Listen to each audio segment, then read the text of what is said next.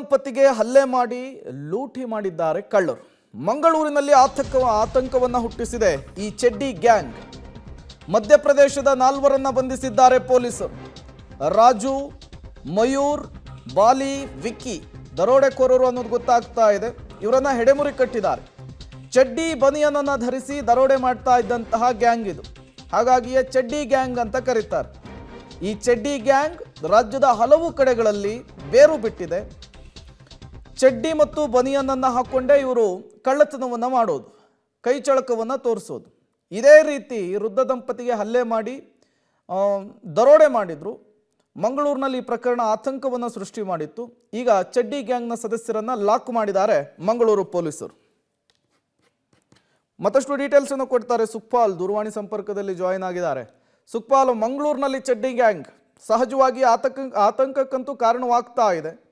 ಈ ವಿಚಾರಕ್ಕೆ ಸಂಬಂಧಪಟ್ಟಂತೆ ಪೊಲೀಸರು ಏನೆಲ್ಲ ಮಾಹಿತಿ ಕೊಡ್ತಾ ಇದ್ದಾರೆ? 4 ಬಗ್ಗೆ ಏನಾದ್ರು ವಿವರ ಕೊಟ್ಟಿದ್ದಾರಾ, ಹೇಗೆ ಅಂತ?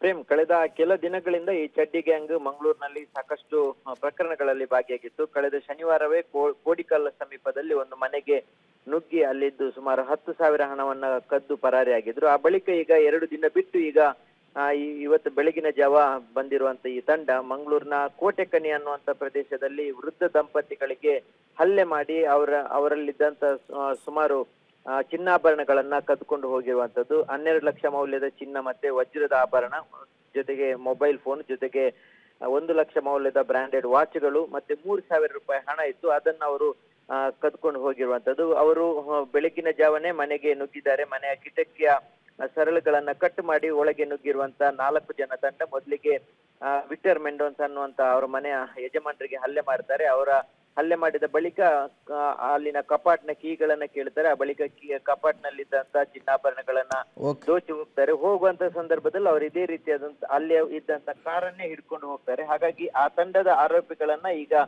ಕೆಲವೇ ಗಂಟೆಗಳ ಸಮಯದಲ್ಲಿ ಹಾಸನದಲ್ಲಿ ಮಂಗಳೂರು ಪೊಲೀಸರು ಬಂಧಿಸಿರುವಂತದ್ದು. ಪ್ರೇಮ್, ಸುಖಪಾಲ್, ಹಾಗೆ ಸಂಪರ್ಕದಲ್ಲಿರಿ, ಮತ್ತಷ್ಟು ಡೀಟೇಲ್ಸ್ ನಿಮ್ಮಿಂದ ಪಡಿತಾ ಹೋಗ್ತೀನಿ.